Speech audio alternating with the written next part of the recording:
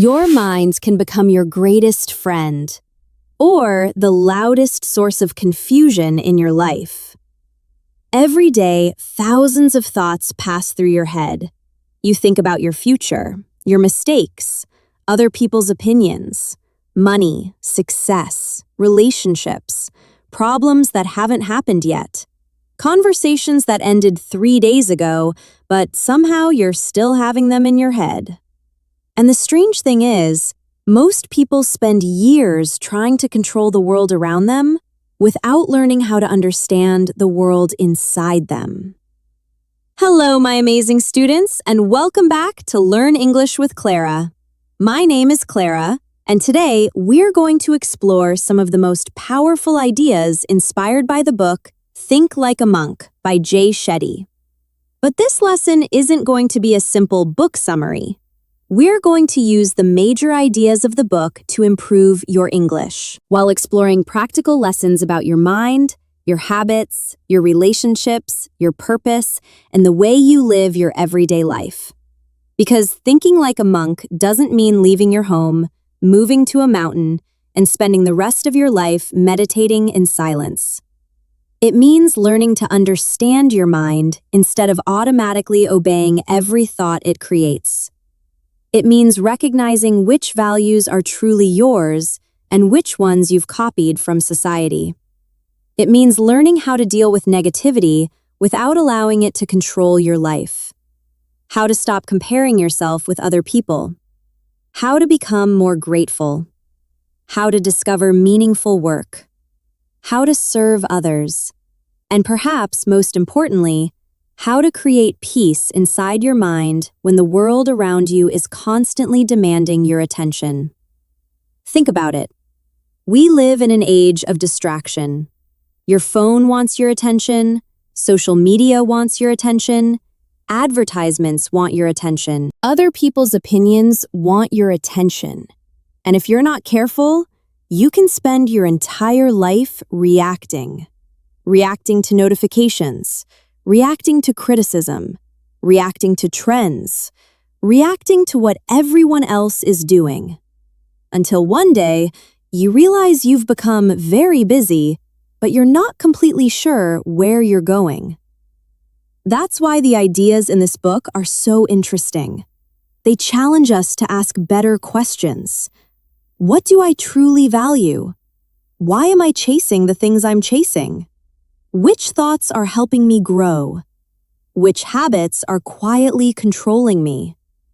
Am I building a meaningful life or simply trying to impress people who aren't even paying attention? And throughout this lesson, we'll explore these questions in simple, natural English. You'll learn useful vocabulary, improve your listening comprehension, strengthen your ability to understand deeper ideas in English, and discover practical lessons you can apply to your own life. We'll explore how to separate your own voice from the noise of other people's expectations.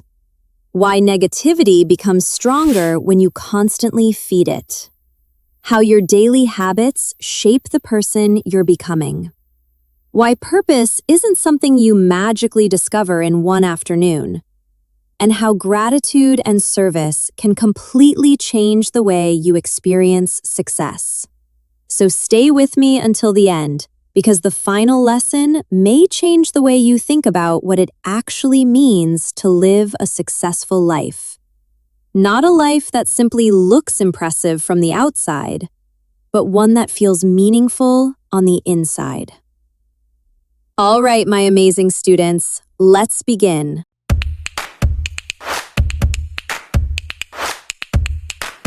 Lesson number 1. Stop living according to other people's expectations. Learn to hear your own voice. One of the most difficult questions you can ask yourself is surprisingly simple. Why do I want the things I want? Think about your goals, the career you want, the amount of money you want to earn, the lifestyle you imagine, the person you want to become. Where did those desires come from? Did you consciously choose them? Or did you slowly absorb them from your family, friends, culture, and social media? This is one of the central ideas explored in Think Like a Monk. Before you can build a meaningful life, you need to understand whose voice is guiding it. Imagine someone who becomes a doctor because their family expects it. Everyone is proud. They earn a good salary. People respect them. From the outside, their life looks successful. But every morning, they wake up feeling empty. Why? Because they spent years climbing a ladder, only to discover it was leaning against the wrong wall. This happens more often than we realize. People chase careers they don't enjoy, buy things they don't need, try to impress people they don't even like, and compare their lives with strangers on the internet. The problem is that other people's expectations can become so loud that your own values become difficult to hear. Now think about social media. You open your phone, someone bought a new car, someone is traveling, someone started a successful business, someone transformed their life in 6 months.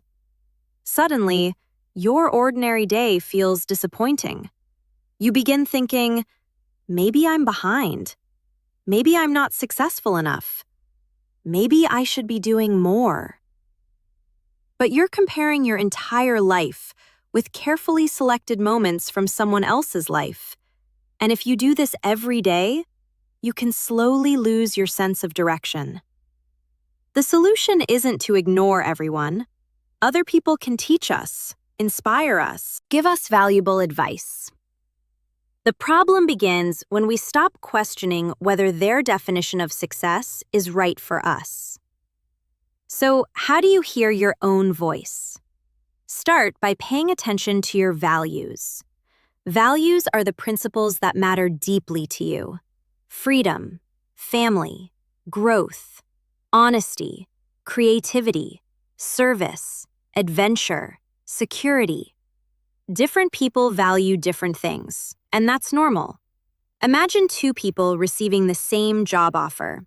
The job pays extremely well, but requires working 70 hours a week. One person accepts immediately because financial achievement is one of their highest priorities. The other person refuses because time with family matters more. Who made the correct decision? Both of them. If their choices match their genuine values, that's the important part.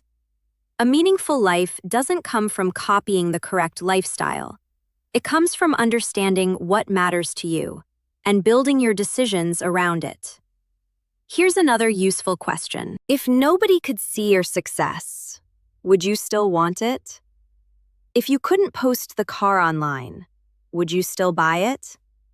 If nobody knew your job title, would you still want that career? If nobody admired your lifestyle, would you still enjoy living it? These questions can be uncomfortable, but they reveal something important. Sometimes we aren't chasing happiness, we're chasing recognition. And recognition can become an endless game. There will always be someone richer, more attractive, more successful, more popular. If your self-worth depends on comparison, you can never completely win. Now let's connect this idea to learning English. Why are you learning? Maybe you want better career opportunities. You want to travel, communicate with more people, study abroad, access knowledge, or simply prove to yourself that you can master another language. Your reason matters, because when learning becomes difficult, and it will, your personal reason gives you something to return to. But if you're learning only because someone told you that you should, motivation disappears quickly. This is why self-awareness is so important. You need moments of silence, moments when you're not consuming content, not comparing, not reacting, just thinking. Ask yourself, what kind of person am I becoming? Do my daily actions reflect what I say matters to me? If I continue living exactly like this for 5 years, will I respect the person I become? You don't need perfect answers immediately. The goal is to begin listening. because the world will always have opinions about how you should live. People will tell you what success looks like, what you should study, how much money you should earn, when you should marry, what you should own, and what kind of person you should become. You can listen to advice, but you don't have to give everyone a vote in your life. The more clearly you understand your values, the easier it becomes to make decisions. You stop asking, what will impress people? And begin asking, what kind of life is meaningful to me? That's the first step toward thinking differently. Not escaping society, not rejecting ambition, but learning to separate your genuine values from the noise surrounding you. Because if you don't decide what matters to you, the world will happily decide for you. Lesson number 2. Your mind becomes what you feed it. Stop giving negativity free attention. Imagine eating unhealthy food every day, morning, afternoon, and evening. After a few months, you probably wouldn't be surprised if your body started feeling different. But here's the strange thing. We understand that what we feed our bodies matters, yet we often forget that the same principle applies to our minds. Every day, you consume information. News, videos, comments, conversations, social media posts, other people's opinions. And whether you realize it or not, all of this influences the way you think. That's one of the important lessons explored in Think Like a Monk. Your attention is valuable. Whatever you repeatedly give attention to becomes stronger in your mind. Imagine waking up every morning and immediately checking social media. You see people arguing, bad news, someone complaining, someone criticizing another person, someone showing a lifestyle that makes you feel unsuccessful. Then you carry all of those thoughts into your day. You haven't even eaten breakfast, but your mind is already crowded. Now think about negativity in everyday conversations.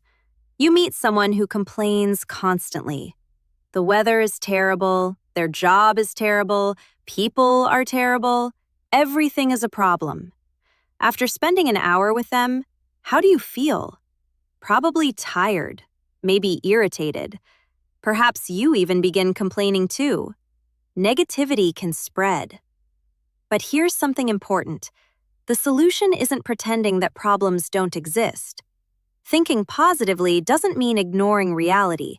Sometimes life is difficult. People disappoint us. We fail. We lose opportunities. We experience unfair situations.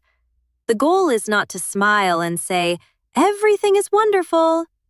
The goal is to decide how much attention a problem deserves, because attention is energy. And many people spend enormous amounts of energy thinking about things they cannot control. Someone leaves a negative comment. You think about it for 3 days. A stranger is rude to you. You replay the conversation 20 times. Someone criticizes your work. You forget 10 positive comments and remember the one negative one. Why? Because the human mind naturally pays attention to threats and negative experiences. But if you aren't careful, one unpleasant moment can occupy your mind much longer than it deserves. So what can you do? First, become more selective about what enters your mind. Think of your attention like the front door of your home. You wouldn't allow every stranger to walk inside, sit on your sofa, and stay for 3 hours. But we do something similar mentally. We allow random opinions, arguments, negative content, and unnecessary drama to enter our minds every day. Then we wonder why we feel stressed. You don't need to consume everything. You don't need to read every comment. You don't need to participate in every argument. And you certainly don't need to respond to every person who misunderstands you. Sometimes, protecting your peace means refusing to give something your attention. Now, here's another useful habit.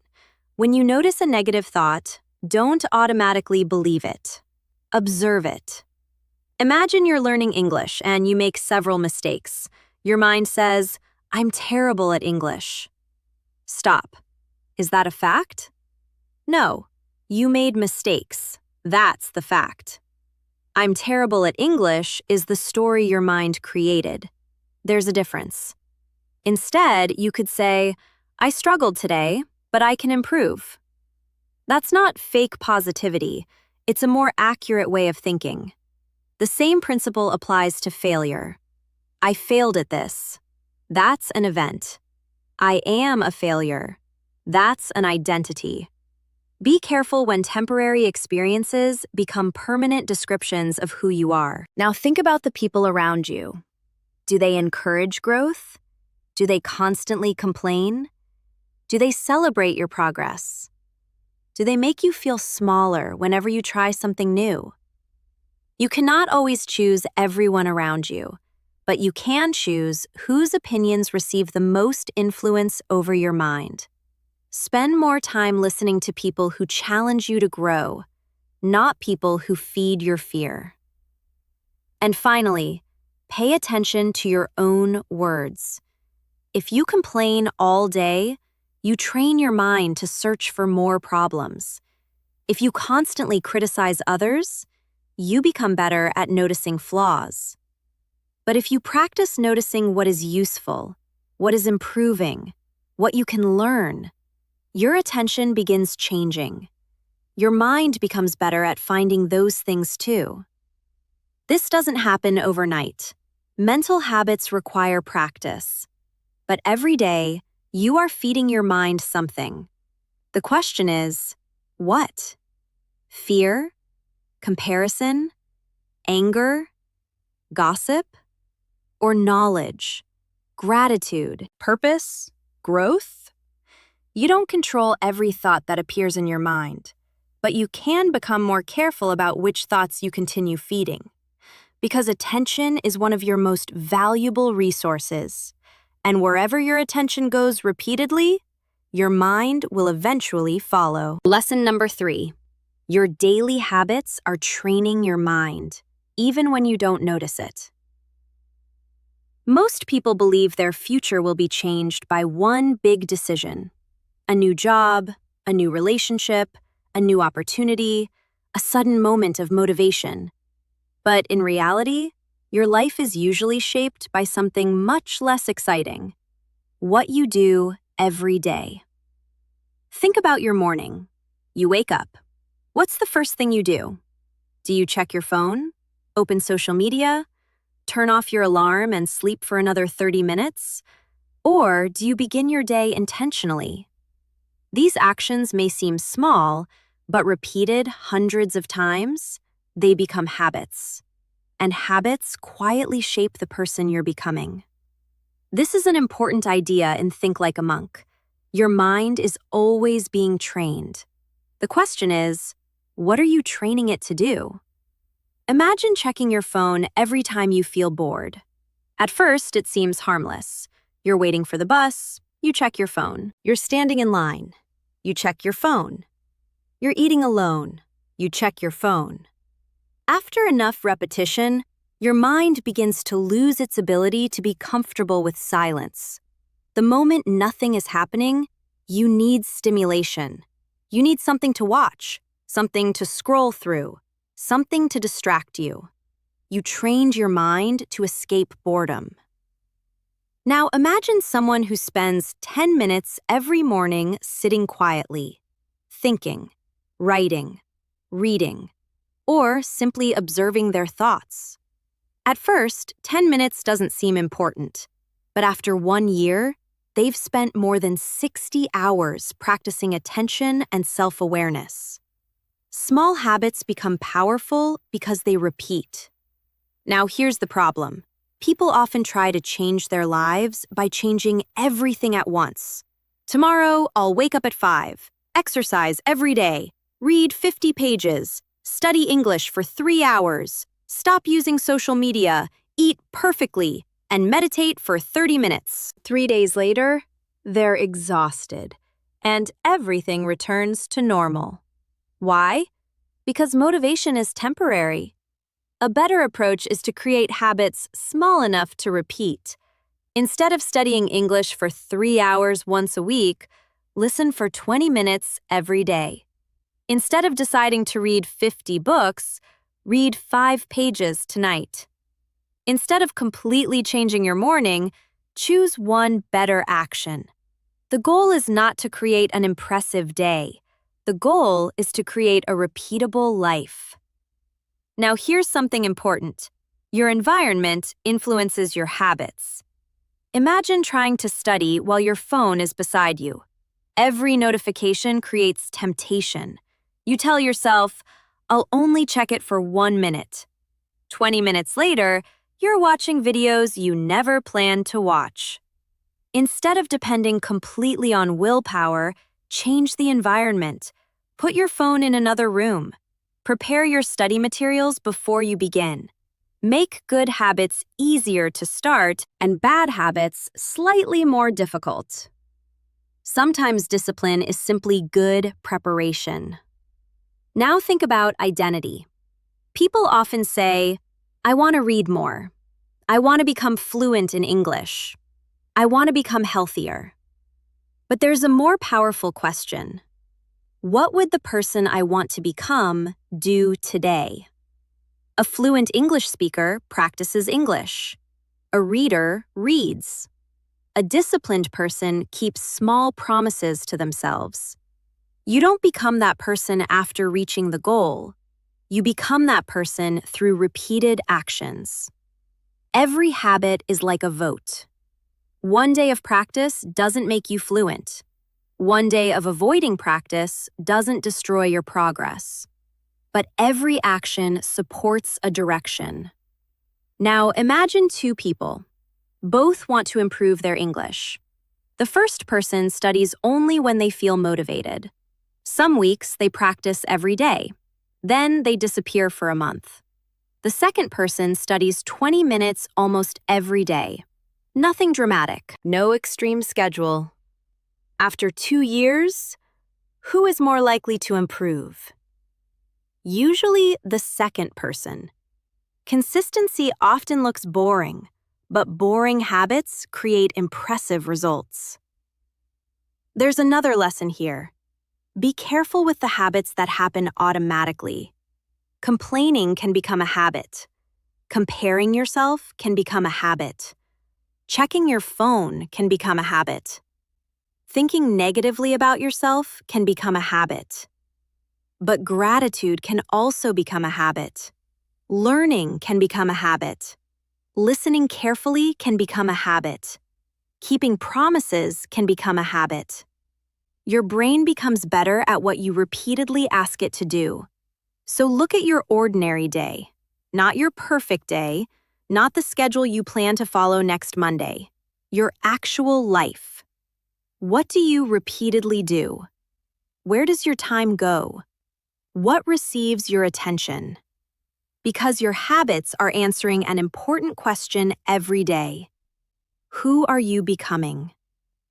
You don't need to transform everything tonight. Choose one small action, something useful, something realistic, something you can repeat when motivation disappears. Then do it again tomorrow, and the day after that, because your future isn't only waiting for one extraordinary opportunity. It's being built quietly, inside the ordinary things you do every day. Lesson number 4. Purpose is not something you find. It is something you build through action. A lot of people are waiting to discover their passion, waiting for the perfect career, waiting for a moment when everything suddenly becomes clear. They imagine that one day they'll wake up and say, now I know exactly what I'm supposed to do with my life. But for most people, that moment never arrives. And maybe that's because we're asking the wrong question. Instead of asking, what is my purpose? Perhaps we should ask, what am I willing to learn, practice, and contribute consistently?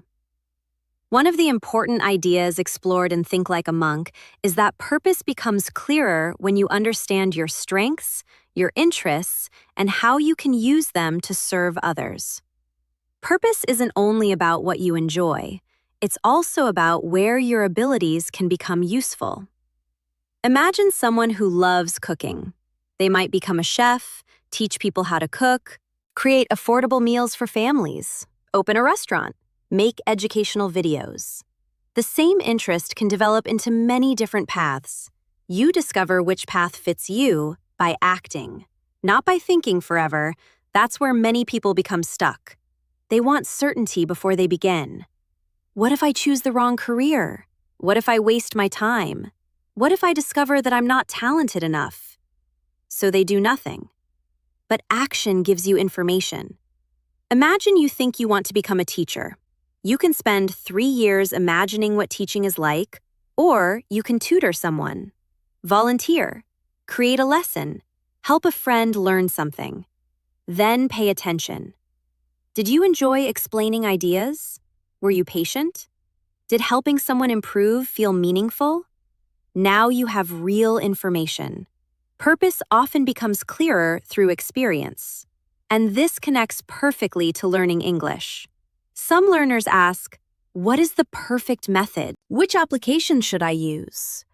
Should I study grammar first? Should I watch movies? Should I listen to podcasts? They spend months searching for the perfect plan. But the learner who begins practicing learns something much more valuable. They discover what actually works for them. Action creates feedback. Feedback creates improvement. Improvement creates direction. Now, here's another important idea. Your purpose may change. What matters to you at 20 may be different at 40. A career that once felt meaningful may stop fitting the person you've become. Changing direction doesn't always mean you failed. Sometimes it means you learned enough to choose differently. The problem is that people often build their identity around one role. I'm a lawyer. I'm a business owner. I'm a student. But you're more than your job title.